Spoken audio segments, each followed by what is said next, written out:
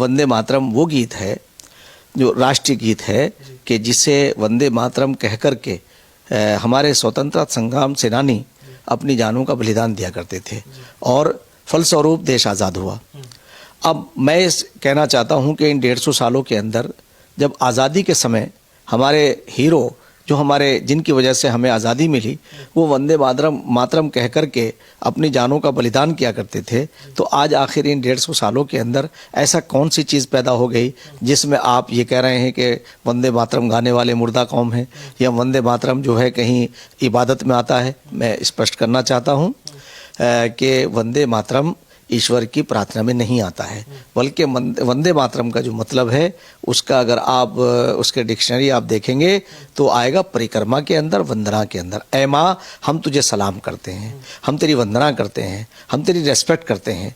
जब मुसलमान मक्का जाते हैं तो मक्का शरीफ जाने के बाद जो काबा है उसके काबे की पूजा नहीं करते, बल्कि काबे के इर्द गिर्द जो है उसके चारों तरफ घूमते हैं, उसे तवाफ़ बोलते हैं। तवाफ़ का मतलब परिक्रमा, अरबी में तवाफ़ है और हिंदी में परिक्रमा है, यानी परिक्रमा करते हैं। ऐ माँ हम तेरी परिक्रमा करते हैं, तेरी रेस्पेक्ट करते हैं, तुझे सलाम करते हैं।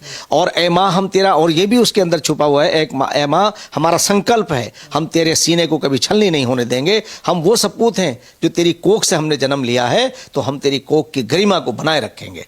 तो मैं समझता हूँ कि ये इन लोगों ने कैसे अर्थ निकाल लिया कि ये ईश्वर की प्रार्थना है, यानी अल्लाह की इबादत है। ये इबादत में नहीं आता है। ये तो वो गीत है कि जिसे गाने के बाद हमारे अंदर एक वाइब्रेशन पैदा होता है। आज भी जब हम वंदे मातरम गाते हैं तो यह वंदे मातरम हम सुनते हैं तो हमारे मन के अंदर एक अलग ही एक फीलिंग आती है और देशभक्ति का संचार होता है। तो इसलिए मैं ये कहना चाहूँगा कि उन लोगों ने जो अपने पॉलिटिकल फ़ायदे के लिए, अपने राजनीतिक फ़ायदे के लिए, छोटे फ़ायदे के लिए वो देश के अंदर ऐसा भ्रम पैदा करना चाह रहे हैं, इसमें भ्रम नहीं पैदा करना चाहिए। इसलिए ये जिंदा और मुर्दा कौमों की बात नहीं होनी चाहिए, बल्कि ये देशभक्तों की बात है।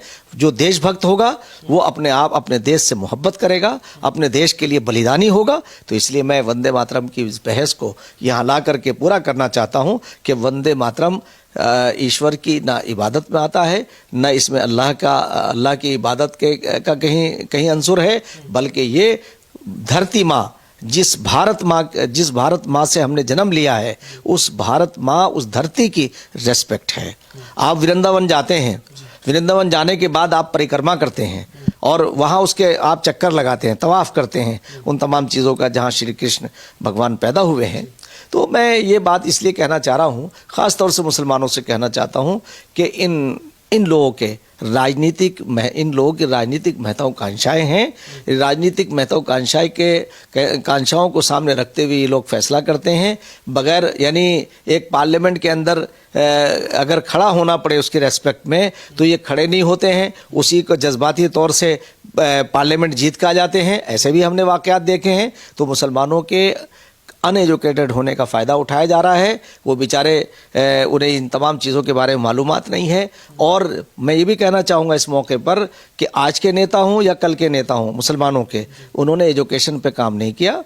अगर एजुकेशन पे काम करते तो आज ये दूरियाँ ख़त्म हो जाती। आपको जहां आप बैठे हैं, हम दिल्ली में हैं इस वक्त, नोएडा में हैं, तो नोएडा और आपका अलीगढ़, पूरा जो वेस्ट यूपी है और हमारा उत्तराखंड और दिल्ली, आप ये देखिए ये सब उत्तर प्रदेश यानी वेस्ट यूपी कहलाता था। इसमें मुस्लिम ज़मींदारों का बाहुल्य क्षेत्र है ये। उन्होंने अपने ज़माने के अंदर न स्कूल कॉलेज नहीं बनाए ताकि ये मजबूर और मजदूर रहें। और आज की कांग्रेस जिसने 60 साल इस देश पर राज किया, शासन किया, उन्होंने इन्हें वोट बैंक बनाया। आज की सरकार, आज के प्रधानमंत्री श्री नरेंद्र मोदी जी न इन्हें वोट बैंक समझते हैं बल्कि देश का नागरिक समझते हैं।